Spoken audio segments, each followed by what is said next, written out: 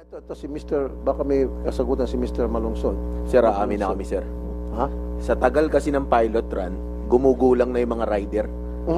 Ang tagal nyong i-regular to, gawing batas to, nakakaisip na yung rider ng bagay na papabor na sa kanila. Aha. Ang tagal na kasi ng panahon eh. Total, di nyo naman kayo mahuhuli. Puro lang kayo pilot study. Dalubhasa na nga ako eh. Sa Okay. tagal ng pilot study, graduate na ako, 4 na taon. Magmamasteral na. Tapos nagtataka ngayon bakit walang booking, ba't naghahabal, ang tatalino natin sa gobyerno eh. Mas matatalino yung nasa kalsada. Kami yung nagsiservisyo eh. Ayaw nyo makinig sa amin, o di gagawa kami ng para kumita kami ng mas malaki rin. So, Kung hindi natin po ililigal to, ilang taon na, si Ariel nga eh, tumanda na rin eh. So, sino sinisisi mo dito? Gobyerno na po. So, angkas, wala kayong monitoring system na pag yung inyo pong rider nagpatay ng app, agad-agad questionin mo, bigyan nyo ng patawag para magpaliwanag. Kasi nangyari talaga yan palagi, yung nagpapatay ng app, especially kapag rush hour or kapag umuulan. And, yeah, buti na point out ni Sir Patrick. And para magkolorum sila, and then magcha-charge sila mas malaki. Now, itong pasahero, gusto lang makauwi, sige, kahit na triple pa yan. Wala kayong sistema na para ma-address itong issue na to, sir. Maraming salamat po, Mr. Chairman. Actually po, meron po kaming fraud detection system. Chine-check po namin kung yung frequency na pagsisirado ng offline, tas pag-online, meron pong algorithm yon na nagde-detect na kung ginagawa niya ng madalas, ibig sabihin, either nag-check siya ng price para malaman yung presyo, yung basehan ng presyo, tapos ino-off niya yung app para maghabal-habal. So na-check po natin yung meron na po tayong mga na-ban based on that.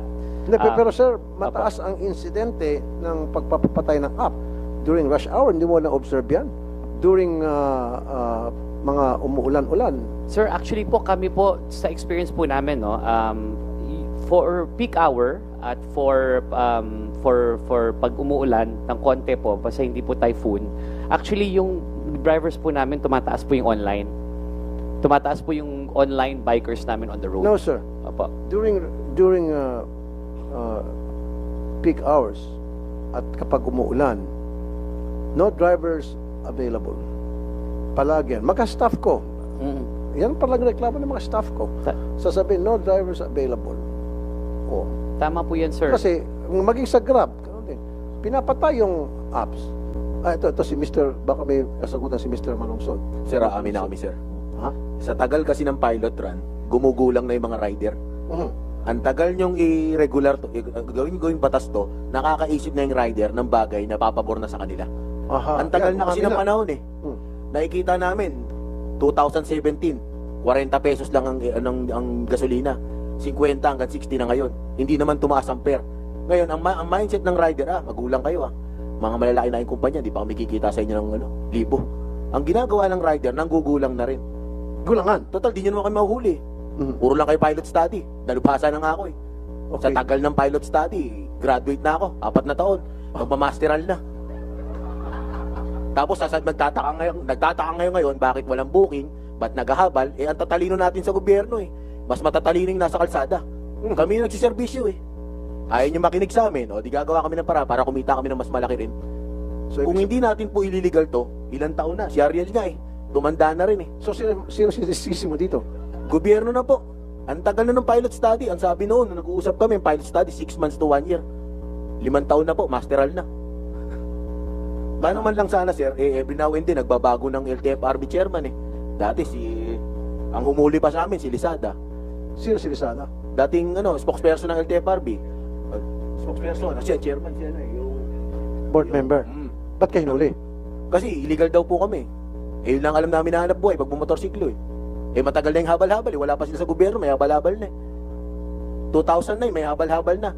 Pinopost na ni Congressman H. Durano. Hanggang ngayon, namatay na si Representative Raul Delmar ng Cebu. Andiyan pa rin yung panukala na yun. Nananatili yung pilot run eh. Hindi ko malaman kung patalino tayo o pamangmang eh. Attorney Wadis, pakisagot lang. Or do you want to answer that? Mr. Chair. Teka. Sasagot naman po si Chair Guades, but tawag po dito na nagugustuhan ko yung sinasabi ni Mr. Maglusod because basically yun po yung reality on the ground. Eh syempre po, it's connected sa amin, sa gobyerno, sa ating mga big players, and with due respect, even sa ating po proseso sa paggagawa ng batas, siguro it's a wake-up call in such strong statement po, no? But we appreciate that. So, Chair Guades, please. Mr. Chair, when I came in, the pilot study is still on process. We submitted the final report. Both houses, Committee on Transportation for both Senate and the lower house. When was it submitted? We submitted the report to your office, I think, about 3 or 4 months ago then, under the chairmanship of Senator Grace Poe. The committee report for the... We will submit now if... Can you resubmit it to us? Yes, of course, Mr. Chair. To me, to my We office, have an maybe available something, copy. Yes, Mr. Chair. Okay. The version for the lower house was submitted. In fact, the lower house had already passed the bill on its third and final reading, and then inaangat na po sa Senate for the disposition of the Senate. So ang bola ko ngayon nito is in the Senate, Mr. Chair, and if you haven't received one, I can give you one today. I have a soft copy which I can furnish. Mr. Maglunsod, thank you so very much for raising that issue. And I didn't know na may problema din pala dito sa side ng legislative, yung pagkagawa ng batas at nasa Senate. And bago lang po akong chairman ng transport. So baka na-overlook lang yon. So I'll look into it. I'll make sure na the ball will start rolling again. Paliwanag ko lang sir, kasi dati pumasa na yan sa Congress, 17 Congress, pasado sa Congress.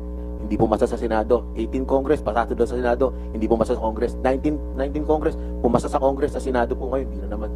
Kasi sir, Kada mag-election po, lagi kami nagagamit mga rider. Lagi kami tinutulungan pag tuwing election. Pagtapos ng election, hindi na kami natutulungan. Iwan na naman po kami sa ere. Riding public, kung maging batas siyang ipinaglalaban nyo? Simple lang po, solusyon sa traffic. Tatagal ng panahon bago nila matapos ang subway, ang MRT, ang LRT, ang mga bus traffic transportation. Nananatiling pinakamagandang alternatibo na transportasyon ng MC taxi. At pag ito ay nalegal, tuluyan lang makikinabang ang pasahero, ang rider, ang kumpanya. Magbabayad na sila ng buwis, magkakaroon na ng tamang insurance sa mga rider, magkakaroon na ng proteksyon ng mga mananakay na tumatangkilik ng alternatibong transportasyon na to. Ito yung pagkakataon na makita natin makalipas ang 5 taon na ang hanap buhay na to ay papakinabangan ng mamamayang Pilipino. So sa ngayon, nag-ooperate kayo ng hindi legit? Not totally legit kasi walang legal na batas. Pero pinapayagan siya sa pamamagitan ng pilot study na 5 taon na pinag-aaralan. Hindi ko alam, graduate na nga iba rito eh. 5 taon. No? So may commitment yung... Lahat na ng commitment narinig namin sa mga politiko. Magmula sa mababang kapulungan hanggang sa mataas na kapulungan. Pero laging nagsushort, laging nagpo-pull out. Tuwing mag-e-eleksyon, makakalimutan na naman ng rider, ang sektor ng rider. Hahanapin na naman para iboto, pero yung pangako na maligal itong panukalang batas na to, yun ang lagi nabibinbin. So ngayon na hindi pa kayo fully legit yung operation, ano yung data ng security, yung safety ng mga pasahero? Ang angkas ay merong 99.997% sa safety. Ang Mubit merong 99.998% sa safety ng pasahero at ng rider. So hindi pa ba sapat yung basehan na yon na paulit-ulit ng pinapasa taon-taon from 17 Congress to 19 Congress? Hindi pa ba sapat yun na basehan? Pero tingin nyo ba